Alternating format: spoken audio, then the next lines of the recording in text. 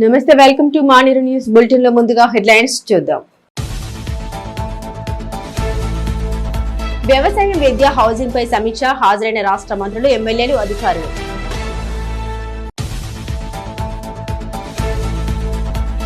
రాజన్నను దర్శించుకున్న రాజస్థాన్ గవర్నర్, స్వామివారికి మొక్కులు చెల్లించుకున్న ప్రవీణ్.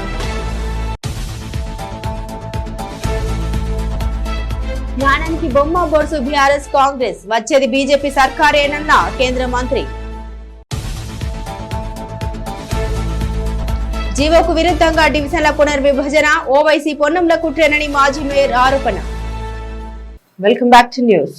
అందరి సహకారంతో కరీంనగర్ ఉమ్మడి జిల్లాను అగ్రగామిగా నిలుపుతామన్నారు రాష్ట్ర వ్యవసాయ మార్కెటింగ్ సహకార చేనేత జౌళి శాఖల మంత్రి వర్యులు తుమ్మల నాగేశ్వరరావు. జులై నాటికి అవసరమైన ఎరువులు, విత్తనాలు అందుబాటులో పెట్టుకోవాలని అధికారులను ఆదేశించారు. రాబోయే 3.5 సంవత్సరాల్లో శాచ్యురేషన్ పద్ధతిలో నిరుపేదలందరికీ ఇందిరమ్మ ఇండ్లు మంజూరు చేస్తామని, ప్రైవేట్ కంటే మెరుగ్గా ప్రభుత్వ పాఠశాలలో విద్య అందించాలని విద్యాధికారులకు సూచించారు. కరీంనగర్ జిల్లా కేంద్రంలోని కలెక్టరేట్ ఆడిటోరియంలో వ్యవసాయ, విద్య, హౌసింగ్ తదితర శాఖల పనితీరుపై రాష్ట్ర మంత్రులు దుద్దిల శ్రీధర్ బాబు, పొన్నం ప్రభాకర్, ప్రభుత్వ సలహాదారు హర్కర వేణుగోపాల్, ప్రభుత్వ పాది శ్రీనివాస్, ఉమ్మడి కరీంనగర్ జిల్లా కలెక్టర్లు కోయ శ్రీహర్ష, సందీప్ కుమార్ ఝా, సత్యప్రసాద్, సుడా చైర్మన్ కోమటిరెడ్డి నరేందర్ రెడ్డి, ఎమ్మెల్యేలు కల్వకుంట్ల సంజయ్, మేడిపల్లి సత్యం, చింతకుంట విజయ రమణారావు, మకాన్ సింగ్, రాజ్ ఠాకూర్, డాక్టర్ సంజయ్ కుమార్, కవ్వంపల్లి సత్యనారాయణ, గంగుల కమలాకర్ తో కలిసి సమీక్ష నిర్వహించారు. ఉమ్మడి జిల్లా ఇన్ఛార్జి మంత్రి తుమ్మల నాగేశ్వరరావు.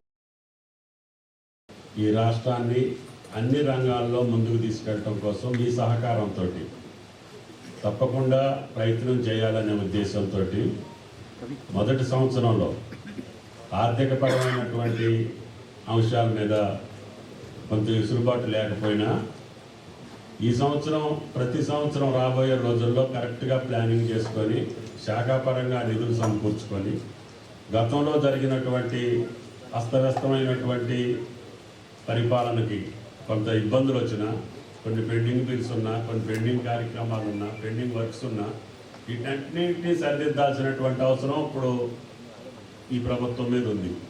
నలుగురు జిల్లా కలెక్టర్లు ఉత్సాహవంతులు, కమిట్మెంట్ తోటి పనిచేస్తున్నారు. వాళ్ళ ఆధ్వర్యంలో మీరు కూడా కలెక్టర్లకి విజ్ఞప్తి, 4 సబ్జెక్టులు ఉంటే 4 సబ్జెక్టులకు జిల్లా అధికారులే రావాలి. ప్రతి డిపార్ట్మెంట్లు కూడా పాజిటివ్గా, ఎక్కడా కూడా నెగిటివ్ వార్త రావద్దు. వచ్చిన తర్వాత సరిదిద్దుకునే బదులు ఆ వార్త రాకుండానే మన ప్రయత్నం ఉండాలి, అది ఏ డిపార్ట్మెంట్లోనైనా సరే. కాబట్టి దయచేసి కలెక్టర్లు ఇంకా ఎఫెక్టివ్గా, ఎందుకంటే మీ పరిమితి కింది స్థాయి దాకా వెళ్ళి పరిపాలనని సవివరంగా సక్రమంగా తీసుకెళ్లాలని చెప్పి ప్రార్థిస్తూ, మీ అందరి సహకారంతో కరీంనగర్ జిల్లా పెద్దలు చెప్పినట్టుగా వ్యవసాయ జిల్లా, అన్ని రంగాల్లో ఇది అగ్రగామిగా ఉండేదానికి మన ప్రయత్నం ఉండాలని చెప్పి, దానికి పత్రికా విలేకరులు, ప్రతినిధులందరూ సహకరించాలని చెప్పి విజ్ఞప్తి చేస్తూ, రాబోయే 3.5 సంవత్సరాల వ్యవధిలో సాచురేషన్ పద్ధతిలో నిరుపేదలందరికీ ఇందిరమ్మ ఇండ్లు మంజూరు చేస్తామని తెలిపారు. రాష్ట్ర ఐటీ పరిశ్రమల శాఖ మంత్రి శ్రీధర్ బాబు ఎమ్మెల్యేల దృష్టిలో ఉన్న నిరుపేదల జాబితాను కలెక్టర్లకు అందిస్తే ఇందిరమ్మ కమిటీల ద్వారా స్క్రూటిన్ చేయించి అర్హులైన నిరుపేదలైతే పార్టీలకు అతీతంగా తప్పనిసరిగా మంజూరు చేస్తామని మంత్రి స్పష్టం చేశారు. కల్తీ విత్తనాలు అమ్మవారిపై కఠిన చర్యలు తీసుకోవాలని మంత్రి హెచ్చరించారు. మరో మంత్రి పొన్నం ప్రభాకర్ మాట్లాడుతూ 9 రోజుల వ్యవధిలో 9,000 కోట్ల రూపాయలు రైతుల ఖాతాలో జమ చేస్తున్న వ్యవసాయ శాఖ మంత్రికి కృతజ్ఞతలు తెలిపారు. ఉమ్మడి కరీంనగర్ జిల్లాలో ఒక గుంట భూమి కూడా పడావు పడకుండా వ్యవసాయ సాగు జరగాలని అన్నారు. వరి మాత్రమే కాకుండా క్యాష్ క్రాప్స్, హార్టికల్చర్ పంటల్ని పెద్ద ఎత్తున ప్రోత్సహించాలని తెలిపారు. ప్రత్యేకించి వ్యవసాయం, హార్టికల్చర్ కు సంబంధించి రాబోయే కాలంలో జిల్లాకు సంబంధించిన ఒక ప్రణాళిక సిద్ధం చేసుకోవాలని, మరి ఆ దృక్పథం, అదేవిధంగా విద్యాశాఖకు సంబంధించి కూడా ఒక ప్రణాళిక సిద్ధం చేసుకొని ముందుకు పోవాలి. ఇందిరమ్మ ఇంకా గ్రౌండ్ కాకుండా ఉంటే గ్రౌండ్ చేసే ప్రయత్నంలో ఏం చేయాలో వారు చెప్పడం లేదు. ఈరోజు జిల్లాకు సంబంధించి, ఉమ్మడి జిల్లాకు సంబంధించి ఎన్రోల్మెంట్ విజయం, బడిబాటకు సంబంధించి దాదాపు 40% అత్యధికంగా ఎన్రోల్ చేయాలని ఒక సంకల్పంతో పనిచేసిన బడిబాటను పెట్టి మీరు కూడా ఒక డ్రైవ్ని చేపట్టి చాలా స్కూల్స్లో కూడా ఎన్రోల్మెంట్ చేయడానికి ప్రయత్నం చేశారు. మీ అందరికీ కూడా హృదయపూర్వకంగా జిల్లా కలెక్టర్స్కి, మరి విద్యాశాఖకు సంబంధించిన వారికి అభినందనలు కూడా తెలియజేస్తా ఉన్నాం. క్వాలిటీ అనేది ఒకటే రోజు పెరగదు. అనేక సంవత్సరాలుగా టీచర్స్ ట్రైనింగ్కి సంబంధించి పక్కన పెడితే ఈరోజు టీచర్స్ ట్రైనింగ్ ఇన్స్టిట్యూట్స్కి సంబంధించి కూడా ముందుకు తీసుకెళ్లే ప్రయత్నం మన ప్రభుత్వం చేస్తాం. ఆ క్వాలిటేటివ్ ఎడ్యుకేషన్ వేయాలని తాపత్రయం మనసులో ఉండాలా. ఫామ్ కల్టివేషన్కి సంబంధించి కూడా ఒక ప్రత్యేకమైన ప్రణాళిక రాష్ట్ర వ్యాప్తంగా వారు ఒక పెద్ద ఎత్తున డ్రైవ్ చేపడుతూ ఉన్నారు. ఆల్టర్నేటివ్ క్రాప్స్కు సంబంధించి రేపు రాబోయే కాలంలో వారి ఉద్దేశం, ఈ ప్రభుత్వ ఉద్దేశం కూడా రైతులకు సంబంధించి ఈరోజు వరిపై ఎంత సంపాదన చేస్తూ ఉన్నారో దానికి రెండింతలు సంపాదన ఏ విధంగా చేయాలి, రైతులకు ఏ విధంగా మేలు చేయాలనే ఒక ఆలోచన దృక్పథంతో వ్యవసాయానికి సంబంధించినటువంటి ఉమ్మడి కరీంనగర్ జిల్లాలో ఒక గుంట కూడా బీడు లేకుండా వాళ్ళు ప్రభుత్వం విత్తనాలు ఇస్తూ ఉంది, పంట సహకారం చేస్తూ ఉంది. అక్కడ స్థానిక ప్రజాప్రతినిధులతోటి లేదా గ్రామ స్థాయి సెక్రటరీ స్థాయి అధికారి దాకా ప్రోత్సాహం చేసి ప్రతి గుంటను మొక్కజొన్న వేసుకుంటారా, ఆయిల్ ఫామ్ వేసుకుంటారా, లేకపోతే డ్రాగన్ ఫ్రూట్ పెట్టుకుంటారా, కళ్యాణం చెట్లు పెడతారా, ఏదైనా కావచ్చు, మోటివేట్ చేసేటువంటి ప్రయత్నం చేయండి. భూమి వృధాగా ఉండద్దు, ఏదో ఒక పంటను ఇవ్వాలి అనేటువంటి నినాదంతో ఫిషరీస్కి సంబంధించి కూడా ఇక్కడ వెటర్నరీకి సంబంధించి కూడా పుష్కలమైనటువంటి అవకాశాలు ఉన్న దృష్ట్యా వాటన్నింటినీ కూడా ఎంకరేజ్ చేసేటువంటి ప్రయత్నం. They want opinion, please give that type of opinion అనేది చెప్తూ గ్రామాల్లో ప్రైవేటు బస్సు రాకుండా గ్రామాల్లో మొత్తం ప్రభుత్వ పాఠశాలలో చదివించగలిగేటువంటి గ్రామం ఉంటే ఆ గ్రామానికి సంబంధించినటువంటి మేము నా కాన్స్టిట్యూన్సీలో మేము ప్రకటించుకున్నాం. సో ఇంత వ్యవస్థలు ఉన్నప్పుడు కొంత ఎడ్యుకేషన్ కూడా ఇంప్రూవ్మెంట్ కావాల్సినటువంటి ఉంటుంది. ప్రైమరీ కావచ్చు, టెక్నికల్ కావచ్చు. ప్రతి గ్రామంలో ఈ తెలంగాణ కాంగ్రెస్ ప్రభుత్వం ఇందిరమ్మ ఇండ్లు ఇస్తుంది. ఆ ఇండ్లను కట్టుకోవడానికి కూడా ఉచిత ఉచితంగా ఇస్తా ఉన్నాం. అదేవిధంగా వాళ్ళు కట్టుకోవడానికి ఆర్థికంగా ఇబ్బంది అయితే మహిళా సంఘాలతో ₹1,00,000 ఆర్థిక సహకారం ఇప్పించి మళ్ళీ వాళ్ళ బిల్లు వచ్చినాక రిపేమెంట్ చేసే కార్యక్రమం జరుగుతోంది. మనం రివ్యూ చేసి ప్రోగ్రెస్ చేసుకుందాం అనే మాట మనం చేస్తూ అందులో భాగంగానే హార్టికల్చర్ ఆఫీసర్ మొత్తం చెప్పలేకపోయినారు. మరి మనం 2.5-3 years బ్యాక్ మనం ఇక్కడ స్టార్ట్ చేసాం లోహియా కంపెనీ ద్వారా. మరి ఇంతవరకు క్రాప్ ఎంత వచ్చింది, వచ్చిన ఎన్ని నెలలకు క్రాప్ వచ్చింది, ఎన్ని సంవత్సరాల క్రాప్ వచ్చింది, ఆ క్రాప్ వచ్చిన దానికి ఎంత ఈల్డ్ అయింది, ఎంత దానికి లాభం వచ్చింది, దాన్ని మీరు ఇంతకుముందు చెప్పారు అగ్రికల్చర్ వాళ్ళు అగ్రికల్చర్ ఎక్కువ ఫీల్డ్ ఉంది, ప్యాడీ ఎక్కువ వేస్తారని. 6 నెలలకు వచ్చే యాసంగికి వచ్చే పంటకు ఈక్వల్గా ఈరోజు 3 నెలల లోపలనే పంట రావడం జరిగింది. అంటే ఒకటి నెంబర్ 1 ఏంటంటే 3 years వెయిట్ చేసే విధంగా రైతులు ప్రోత్సహించాలి.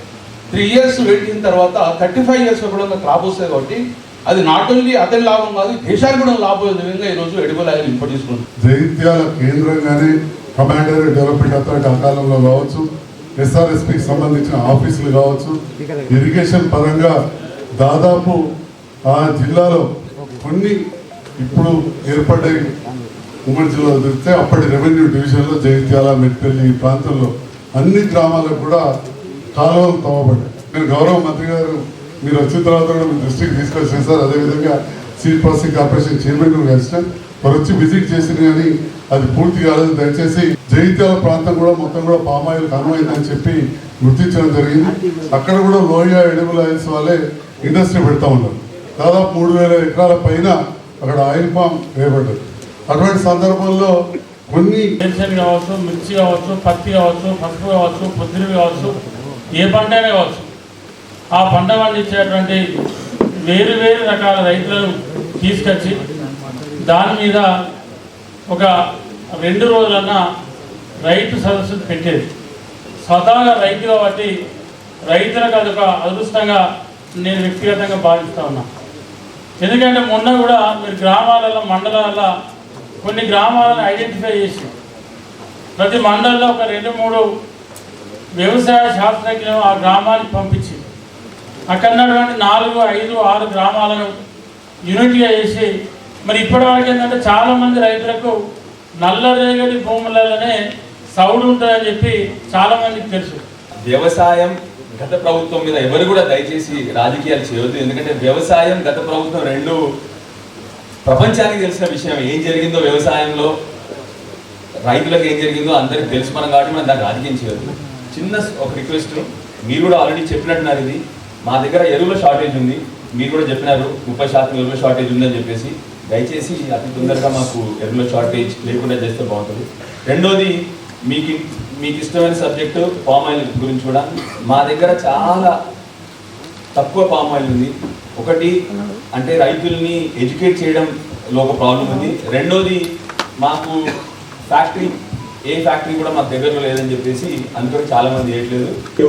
ఏ ఒక్క స్కీమ్ కూడా మనం ఆపకుండా కొత్తగా అనేక స్కీములు తీసుకుని వచ్చేటువంటి క్రమంలో రైతుల ప్రయోజనం పెద్దపీట సందర్భంలో మొదటి సంవత్సరం 62,000 కోట్లు రైతు రిలేటెడ్ సంబంధించినటువంటి పథకాలు మనం తీసుకుని వచ్చినటువంటిది కూడా రైతు ప్రయోజనం కాపాడడం గవర్నమెంట్ రేవంత్ రెడ్డి నాయకత్వంలో పెద్ద తుమ్మనాగేశ్వర గారి నాయకత్వంలో ఈ ప్రభుత్వం ముందుకు పోతుందని చెప్పని మాట ఈ సందర్భంగా చెప్తూ ఉమ్మడి జిల్లాలో రైతాంగానికి మేలైన కార్యక్రమాలు అమలు చేస్తూ ముందుకు పోతున్న తరుణంలో ఇచ్చే ప్రాజెక్టుల నిర్మాణం సంబంధించి కూడా వేగంగా ల్యాండ్ యాక్విజిషన్ సంబంధించిన డబ్బును ఇంతకుముందే శ్రీధరబాబు గారు చెప్పలేదు కల్గొండ సూరం ప్రాజెక్టు నుంచి ఈ 2 ల్యాండ్ యాక్విజిషన్ ఇచ్చినట్టే మరి 2 నియోజకవర్గాలకు సాగునీరు ఎక్కువ రావడానికి అవకాశం ఉంటుందని మాట ఈ సందర్భంగా తెలియజేస్తూ దురదృష్టం మాకు ఇప్పటివరకు నీళ్ళు రాలే.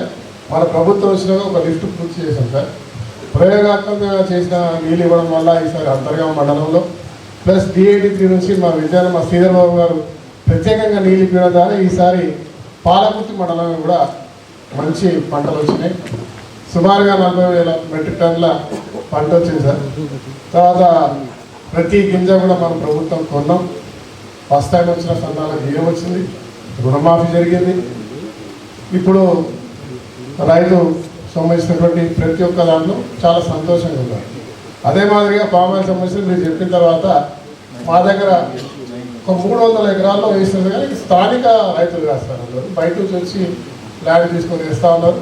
మరి ఆ పిల్లలను చదువు రాకపోతే మనం ఏమన్నా రెమెడియల్ క్లాసెస్ తీసుకుంటున్నామా? వాడి జీవితం నాశనం అవుతుంది. ఒకవేళ వారికి మ్యాథ్స్ అర్థం కాకపోతే ఈవినింగ్ కూడా అసలు ఉన్న ప్రభుత్వ స్కూళ్ళ స్ట్రెంత్ ఎంత ఉంటుందంటే ఒక్కొక్క స్కూల్లో మరి ఈరోజు 50 మంది 30 మంది 40 మంది ఉంటున్నారు. ఆ 40 మందికి కూడా మనం చదువు వస్తలేదు. అది లేకపోతే 30% మంది పిల్లలే చదవగలుగుతున్నారు, రాయగలుగుతున్నారని సంతోషపడాలా. కాబట్టి కొంచెం కాన్సన్ట్రేట్ చేయండి.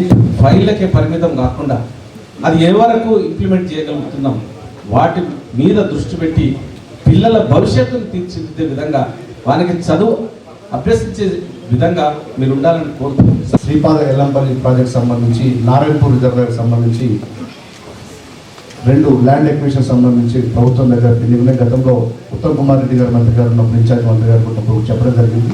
43 కోట్ల ల్యాండ్ ఎక్విజిషన్ సంబంధించి బిల్లులు ప్రభుత్వం దగ్గర పెండింగ్ ఉన్నాయి సార్. అవి కనుక విడుదల చేస్తే చొప్పదండి నియోజకవర్గంతో పాటు మా పక్కనున్న వేములవాడ నియోజకవర్గం కూడా చాలా ఉపయోగకరం ఉంటుంది. వేలాది ఎకరాలు సస్యశ్యామలమయ్యే అవకాశం ఉంటుంది. ఇది చొప్పదండి నియోజకవర్గంలో ప్రధాన సమస్య. కొన్ని ఏళ్ల తరబడి గతంలో దాదాపు 90% పనులు పూర్తయినాయి. కేవలం 10% పనులు మాత్రమే పెండింగ్ ఉన్నాయి. మీరు కనుక ల్యాండ్ ఎక్విజిషన్ బిల్లులు తొందరగా ఇప్పించినట్టుంటే మా నియోజకవర్గం రైతులందరూ కూడా మీకు రుణపడి ఉంటాం సార్. రాజన్న సిరిసిల్ల జిల్లాలోని ప్రముఖ పుణ్యక్షేత్రమైన శ్రీ రాజరాజేశ్వర స్వామివారిని కుటుంబ సమేతంగా దర్శించుకున్నారు రాజస్థాన్ గవర్నర్ ఎడిసి నూనావత్ ప్రవీణ్ నాయక్. ఆలయానికి వచ్చిన వారికి ఆలయ అర్చకులు అధికారులు పూర్ణ కుంభంతో స్వాగతం పలికారు.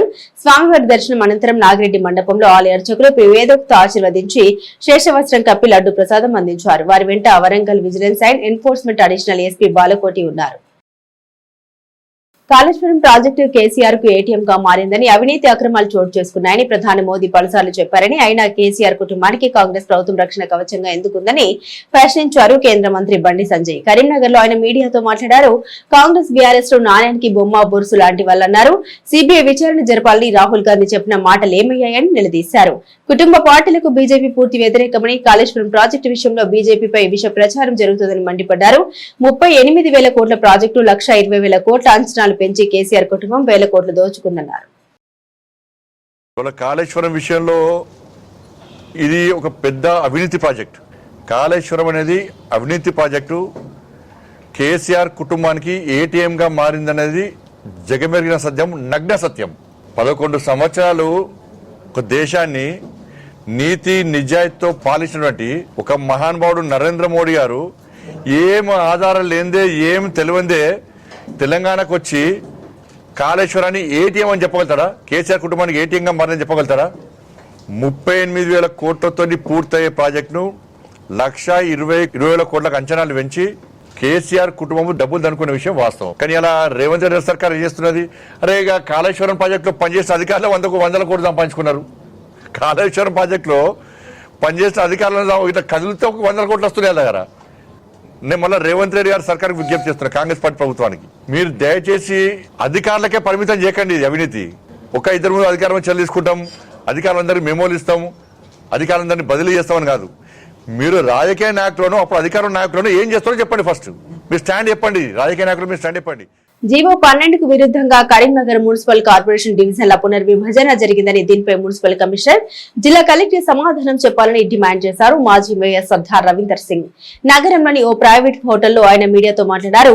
డివిజన్లలో 10% మాత్రమే ఓటర్లు చేర్పులు మార్పులకు అవకాశం ఉందన్నారు. ఇందుకు విరుద్ధంగా హైదరాబాద్ లో రాష్ట్ర మంత్రి పొన్నం నివాసంలో ఓవైసీ కలిసి కుట్రలు చేశారని ఆరోపించారు.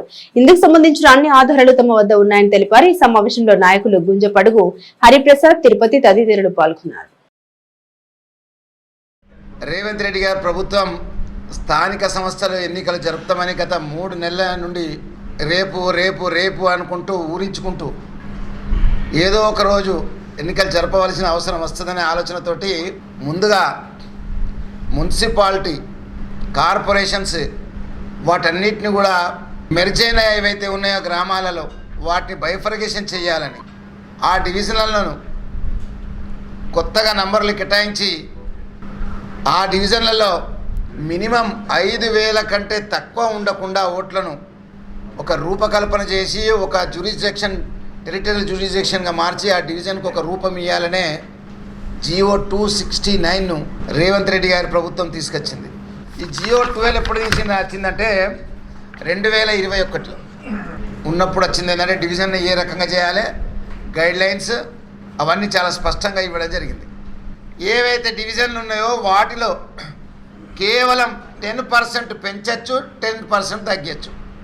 ఓవైసీ గారి దగ్గరికి పోతే ఓవైసీ పొన్నం ప్రభాకర్ ఇంట్లో ఏ రకంగా డివిజన్ చేయాలి, ఏ రకంగా డివిజన్లో రూపకల్పన చేయాలి అనే ఒక గంట సేపు అక్కడ ఊకొని 2 గంటలు ఊకొని ఏదైతే జియో 12ను వైలేట్ చేసుకుంటూ, అందుకే 3-4 రోజుల కింద రావాల్సిన డివిజన్స్ బైఫర్గేషన్స్ లిస్ట్ ఈ రోజు వరకు కూడా రాలేదు. ప్రపంచ సంగీత దినోత్సవం పురస్కరించుకుని కరీంనగర్ కళాభారతిలో ఉదయం నుండి సాయంత్రం వరకు Praveen Salvaji musical group events cultural organization ఆధ్వర్యంలో పలు కార్యక్రమాలు నిర్వహించారు. రాష్ట్రంలోని 10 ఉమ్మడి జిల్లాలో పేరొందిన పలువురు కళాకారులు హాజరై ప్రదర్శనలిచ్చారు. ఈ కార్యక్రమానికి సుడా చైర్మన్ కోమటిరెడ్డి నరేందర్ రెడ్డి, సినీ సంగీత దర్శకుడు గంటాడి కృష్ణ, సినీ గాయకుడు ప్రణయ్ కుమార్ హాజరై అవార్డులు ప్రదానం చేశారు. నిర్వాహకుడు ప్రవీణ్ సల్వాజీ, బాలభవన్ పర్యవేక్షకురాలు మంజులాదేవి వివిధ జిల్లాల కళాకారులు పాల్గొన్నారు. దైనందిన జీవితంలో మనం రొటీన్గా ఎన్నో ఇబ్బందులు, బాధలు, వ్యవహారాలు నడుస్తూ ఉంటాయి. కానీ మనకు ఆహ్లాదాన్ని కానీ ఆలోచనలు కానీ అన్నిటినీ మనసుకు రంజింపజేయడానికి కానీ మ్యూజిక్ అనేది చాలా ఇంపార్టెంట్. ఆలోచన నుంచి బయట కావాలనుకున్నప్పుడు మనం పాటలు వింటూ ఉంటాం, మ్యూజిక్ వింటూ ఉంటాం. దీని వెనుక మరి ఎంతోమంది కళాకారులు వారి యొక్క కళను ప్రదర్శిస్తూ ఈరోజు మరి ఎంతో మందికి ఇటువంటి అవకాశం కల్పిస్తున్నటువంటి కళాకారులు తప్పకుండా మనం ప్రోత్సహించాల్సిన అవసరం ఉంది. మన సహాయక సహకారాలు అందించాల్సినటువంటి బాధ్యత కూడా ఉంది. మా ప్రభుత్వం వచ్చి చైర్మన్ అయిన తర్వాత నేను ఈ కళాభారతికి ఇప్పటికీ 20-25 సార్లు వచ్చిన కావచ్చు. ఎవరు పిలిచినా ఏ కార్యక్రమం అయినా తప్పకుండా వీలు చూసుకొని మనం ఎంతో కొంత మనం ప్రోత్సహించాలా, వెన్ను తట్టాలనేటువంటి ఉద్దేశంతో ఆ వంతు కర్తవ్యంగా మరి అన్ని కార్యక్రమాల్లో పాల్గొంటా ఉన్నాం. తప్పకుండా భవిష్యత్తులో కూడా శాయశక్తుల సహాయ సహకారాలు అందిస్తూ కళారంగంలో సేవలు అందిస్తున్నటువంటి ఎంతో మంది కళాకారులు, నిష్ణాతులు, ఉద్దంగులు, విద్వాంసులు కూడా ఈ కళారంగాన్ని పట్టుకొని తన జీవితాన్ని బ్రతుకుదెరువుగా మార్చుకొని కళనే పట్టుకొని నడుస్తున్నటువంటి ప్రయాణం లోపల వాళ్ళందరినీ ఒక దగ్గర చేర్చుకోవాలి. ఈ రోజు మనకు సంవత్సరానికి వచ్చి ఒక్కరోజు పండుగ కార్యక్రమాన్ని అందరం కలిసి ఒక కుటుంబ సమేతంగా చేసుకున్నట్టుగా కళాకారులందరూ కలిసి చేసుకోవాలి, ఒక దగ్గర గుమ్మిగూడాలి. కళాకారుల యొక్క సాధక బాధకాలతో పాటు పాటలు పాడుకుంటూ ఈ యొక్క సంగీత దినోత్సవ కార్యక్రమాన్ని విజయవంతం చేసుకోవాలన్నటువంటి ఉద్దేశంతో అదేవిధంగా ఎవరైతే కీర్తి గట్టించి స్వర్గీయులైనటువంటి, ఎందుకంటే కళా పోషకులు లేని కళాకారుడు యొక్క ఉనికి బయట ప్రపంచానికి తెలిసే ప్రసక్తే లేదు ఈ కార్యంలో. ఎందుకంటే కళాకారుల యొక్క జీవితం చాలా దుర్భరమైనటువంటి స్థితిలో ఉంది. కళాకారుల యొక్క కళను పట్టుకొని జీవితాన్ని నడిపిస్తే కళారూపాలు కూడా ఈరోజు ఎన్నో కనుమరుగైనటువంటి పరిస్థితి. అందుకనే కళాకారుల యొక్క జీవితాలు మెరుగు ఉంటున్న ఈ రోజులలో కొద్దో గొప్ప అంటే కారణం ఏంటంటే కళాకారుల వెనుక కళా పోషకుల యొక్క పాత్ర ఎంతో ఉందని నేను నేను నమ్ముతాను. సో కళా పోషకులందరికీ కూడా పేరు పేరున నా కళాకారులందరికీ ఈ రోజు రాజన్న సిరిసిల్ల జిల్లా తంగలపల్లి పోలీస్ స్టేషన్ లో పురుగుల మందు తాగి ఆత్మహత్య యత్నం చేశారు వీఆర్ఏ. భూ వివాదంలో ఎఫ్ఐఆర్ నమోదు చేసిన పోలీసులు వెలుపుల కృష్ణను స్టేషన్ కు పిలిపించగా అక్కడే పురుగుల మంది తాగాడు. దీన్ని గమనించిన పోలీసులు వెంటనే వెలుపుల కృష్ణను సిరిసిల్ల ఆసుపత్రికి తరలించి చికిత్స అందిస్తున్నారు.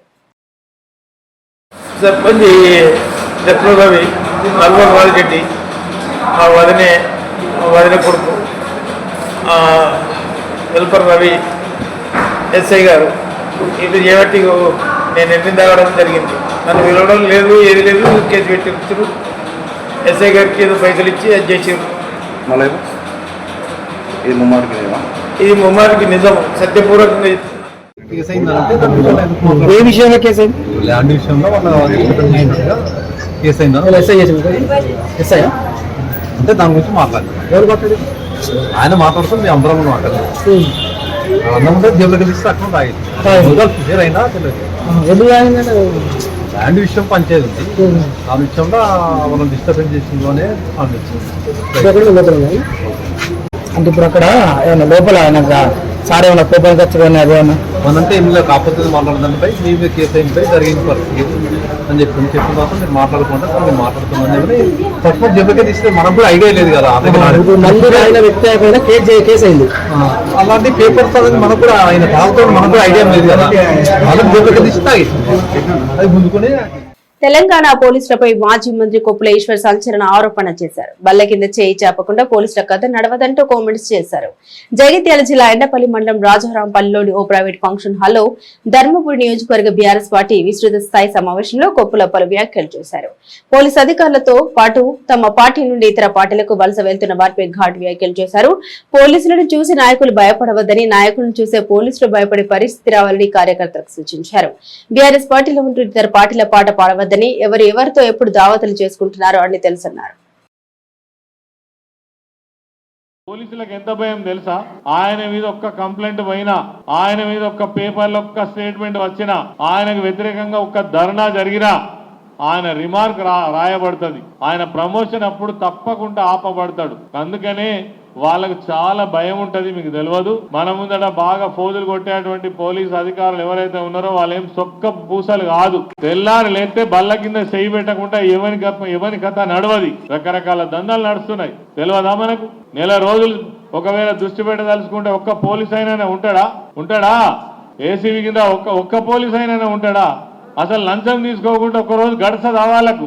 మరి ఎవరెవరికి భయపడాలి? మనకే, మన నాయకులకే వాళ్ళు భయపడాలి, మనం భయపడు కాదు. పెట్టుకుంటావా కేసులు, ఎన్ని పెట్టుకుంటావు పెట్టుకో. ప్రభుత్వం చేసేటువంటి తప్పులను ఎత్తి చూపడం తప్పు కాదు. కేసులు పెడతామంటే పెట్టుకో, ఎన్ని కేసులు పెట్టుకుంటావు పెట్టు. మీకు నిజంగానే పైరవులు కావాలనుకున్న వాళ్ళు ఎవరితోటి ఎప్పుడు మాట్లాడుతున్నారు, ఎవరితోటి ఎప్పుడు దావతులు కూర్చున్నారు, ఎక్కడికి పోయి డబ్బులు తెచ్చుకుంటున్నారు, ఇవన్నీ కూడా తెలుసు. అనుడు మంచిది కాదు, అటువంటి ఉంటే బంద్ చేసుకోండి. కరీంనగర్ శాతవాహన యూనివర్సిటీ పరిధిలోని ఫార్మాస్యూటికల్ సైన్సెస్ కళాశాలలో అకాడమిక్ భవనం కాంపౌండ్ వాల్ నిర్మాణానికి శంకుస్థాపన చేశారు. రాష్ట్ర మంత్రులు యూనివర్సిటీలో వ్యవసాయ మార్కెటింగ్ చేనేత జౌళి శాఖ, కరీంనగర్ ఉమ్మడి జిల్లా ఇన్ఛార్జి మంత్రి తుమ్మల నాగేశ్వరరావు, రాష్ట్ర రవాణా బీసీ సంక్షేమ శాఖ మంత్రి పొన్నం ప్రభాకర్ పర్యటించి అభివృద్ధి పనుల్ని ప్రారంభించారు. వారి వెంట ఎమ్మెల్యేలు ఆది శ్రీనివాస్, కవ్వంపల్లి సత్యనారాయణ, మేడిపల్లి సత్యం, అడిషనల్ కలెక్టర్లు Ashwini Tanaji Wakade, Lakshmi Kiran, municipal commissioner Praful Desai, CP Gosalam ఉన్నారు.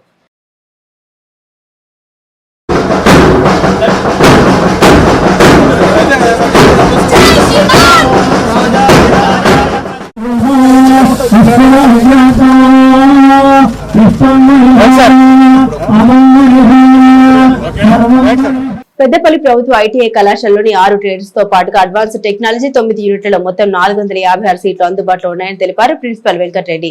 పెద్దపల్లి కళాశాలలో ఆయన మీడియాతో మాట్లాడారు. తమ కాలేజీలో మంచి ఫ్యాకల్టీ ఉందని, టూల్స్ అండ్ ఎక్విప్మెంట్స్, ఫర్నిచర్ పూర్తి స్థలం ఉందని తెలిపారు. ట్రైనింగ్ పూర్తయిన వెంటనే వైట్ కాలర్ జాబ్ ఇప్పించేందుకు సిద్ధంగా ఉన్నామని తెలిపారు. ఈ అవకాశాన్ని విద్యార్థులు సద్వినియోగం చేసుకోవాలని కోరారు.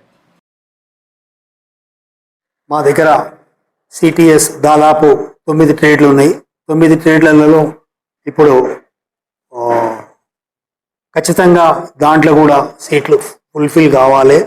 అయితే విద్యార్థులంతా కూడా మా దగ్గరికి ఇచ్చేసి ఇన్ఫర్మేషన్స్ అన్ని అడుగుతున్నారు. వాళ్ళకి ఉన్నది ఉన్నట్టుగా మేము పాజిటివ్గా చెప్పాము. అదే కాకుండా మా దగ్గర ఏటీసీ అడ్వాన్స్ టెక్నాలజీ సెంటర్స్లో. దాంట్లో కూడా ఒక 6 ట్రేడ్లు ఉన్నాయి. ఇప్పుడు నెక్స్ట్ ఇయర్ ఫస్ట్ ఇయర్ అయిపోయింది కాబట్టి సెకండ్ ఇయర్లో దాంట్లో ఒక 9 ట్రేడ్లు మళ్ళీ యాడ్ అవుతున్నాయి. సో 9 యూనిట్లు యాడ్ అవుతున్నాయి. సార్ ఎస్ఎస్సి మెమో కావాలి సార్, టీసీ కావాలి సార్, బోనాఫైడ్ కావాలి sir, first to 10th bonafide కావాలి సార్, క్యాస్ట్ సర్టిఫికేట్ కావాలి సార్, ఆ తర్వాత మన ఆధార్ కార్డు కావాలి. సో 100 రూపాయలు ఫీజు చెల్లించాలి సార్. తీసుకొని మీకు మంచి ఉద్యోగాలు కూడా మేము కల్పిస్తేందుకు సిద్ధంగా ఉన్నాం. జర్నలిస్టుల పిల్లలకు ప్రైవేటు విద్యా సంస్థలో రాయితీ కల్పించాలని పెద్దపల్లి జిల్లా కలెక్టర్ కోయ శ్రీహర్షులు కోరారు. TUWJH 143 యూనియన్ ప్రతినిధులు ఈ రోజు ఆ సంఘ ప్రతినిధులు జిల్లా కలెక్టర్ ను కలిసి వినతి పత్రం అందించారు. వర్కింగ్ జర్నలిస్టుల పిల్లలు ఒకరికి ఉచితంగా మరొకరికి ఫీజులో 50% రాయితీ కల్పించేలా చర్యలు తీసుకోవాలన్నారు. దీనిపై జిల్లా విద్యాధికారి ద్వారా సర్క్యులర్ జారీ చేయాలని విజ్ఞప్తి చేశారు. జర్నలిస్టులకు నేషనల్ నివేశన స్థలాలు అక్రిడిటేషన్ కార్డు మంజూరు చేయించాలన్నారు. ఈ కార్యక్రమంలో ఆ యూనియన్ జాతీయ కార్యవర్గ సభ్యులు అంకరి ప్రకాష్, జిల్లా ఉపాధ్యక్షులు కలవల రమేష్, ప్రతినిధులు ఆర్కుటి మల్లేష్, చిలారపు కిషన్, తిర్రి తిరుపతి గౌడ్, మేకల సంతోష్, తిర్రి సుధాకర్ గౌడ్, ఆనకట్ల ప్రసాద్, తూర్పాటి శ్రీనివాస్, కొయ్యడ తిరుపతి యాదవ్, కత్తర్ల తిరుపతి తదితరులు పాల్గొన్నారు. జిల్లా కలెక్టర్ కోయ శ్రీహర్ష గారిని జర్నలిస్టుల పిల్లలకు ఒక బాబుకు 100%, మరొక బాబుకు 50% ఫీజు రాయితీ ఇవ్వాలి ప్రైవేట్ పాఠశాలలో అంటూ కూడా ఆయనకు వినతి పత్రం ఇవ్వడం జరిగింది. దాని పట్ల కూడా జిల్లా కలెక్టర్ గారు సానుకూలంగా స్పందించారు. దీనిపైన సంబంధిత అధికారికి కూడా నేను చర్చించి మాట్లాడి మీకు అనుకూలంగా నేను ఆదేశాలు జారీ చేస్తానంటూ కూడా హామీ ఇచ్చారు. దీనికి తరపున మా యొక్క యూనియన్ తరపున కూడా జిల్లా కలెక్టర్ గారికి కృతజ్ఞతలు తెలియజేస్తుంటున్నాం. అంతేకాకుండా జిల్లా వ్యాప్తంగా ఉన్నటువంటి చాలామంది జర్నలిస్టులు ఇప్పటికీ ప్రతిరోజు నిత్యం ఫీల్డ్ మీద ఉంటూ కూడా చాలామంది కూడా జర్నలిస్టులకు అక్రిడిటేషన్ కార్డులు లేవు. ఇప్పటికే అక్రిడిటేషన్ కమిటీ కూడా ఇప్పటి వరకు లేదు. రాష్ట్ర వ్యాప్తంగా కూడా ఈ యొక్క సమస్య నెలకొంది. కాబట్టి వీలైనంత త్వరలోనే దీనిపైన కూడా పైన ఉన్నటువంటి యూనియన్ సంబంధించినటువంటి బాధ్యులు అలాగే జిల్లాల వ్యాప్తంగా కూడా దీనిపైన మరొకసారి అంతా కూర్చొని కూడా మరొకసారి చర్చించుకోవాల్సిన సమయం కూడా ఆసన్నమైంది. కాబట్టి జర్నలిస్టులకు సమస్యలు ఉన్నటువంటి జర్నలిస్టుల సమస్యల పరిష్కారంగా మనం అంతా కూడా కలిసి Telangana union of working journalist union TUWJH 143 ఆధ్వర్యంలో ఇవాళ జర్నలిస్టుల పిల్లలకు రాయితీ పైన విద్యాభ్యాసం కల్పించాలని చెప్పేసి పెద్దపల్లి జిల్లా కలెక్టర్ కోయ శ్రీహర్ష గారిని కోరడం జరిగింది. దానికి వారు సానుకూలంగా స్పందించారు. విద్యాధికారికి ఆదేశాలు జారీ చేస్తాం. గతంలో ఏ విధంగా అయితే ఉచిత విద్య కొనసాగిందో ఒక విద్యార్థికి ఉచిత విద్య, మరో విద్యార్థికి 50% సబ్సిడీ అనేటువంటి విధంగా ఏదైతే సర్క్యులర్ ఉందో అదే సర్క్యులర్ను కొనసాగిస్తామని చెప్పేసి వారు చెప్పారు. అదేవిధంగా ఇప్పుడు మనకు పెద్దపల్లి జిల్లాలో ప్రధాన సమస్యలు ఏదైనటువంటి ఇప్పటి వరకు అక్రిడిటేషన్ కమిటీ కూర్చోలేదు. అక్రిడిటేషన్ కమిటీలు కూర్చోవలసి ఉంది.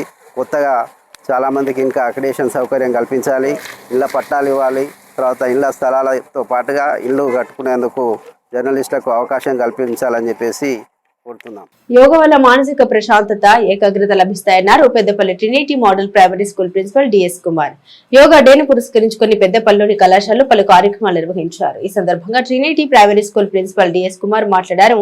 ఆసనాలతో యోగా సాధన చేయడం వల్ల మానసిక ప్రశాంతత కలుగుతుందన్నారు. భారతదేశంలో ఉద్భవించిన యోగా సాధన ప్రపంచ దేశంలో ప్రాముఖ్యత పొందిందని తెలిపారు. ఈ కార్యక్రమంలో ఉపాధ్యాయులు, విద్యార్థులు పాల్గొన్నారు.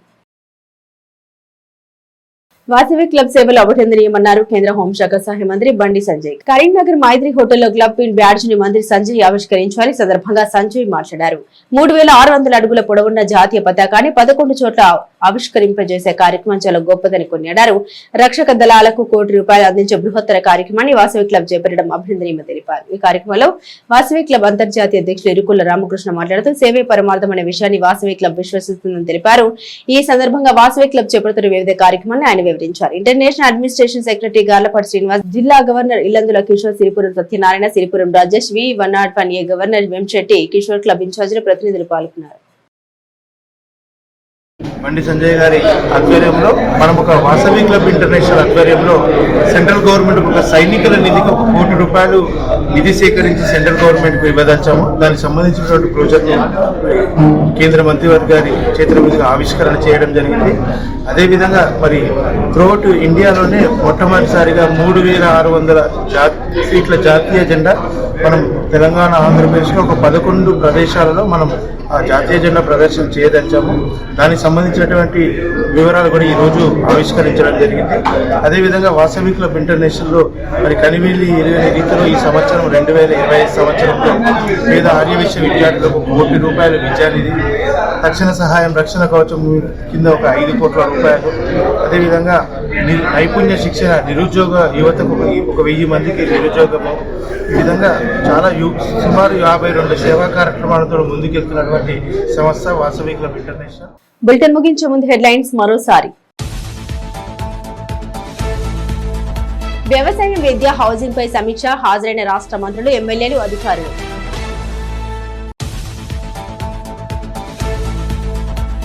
రాజన్నను దర్శించుకున్న రాజస్థాన్ గవర్నర్, స్వామివారికి మొక్కులు చెల్లించుకున్న ప్రవీణ్.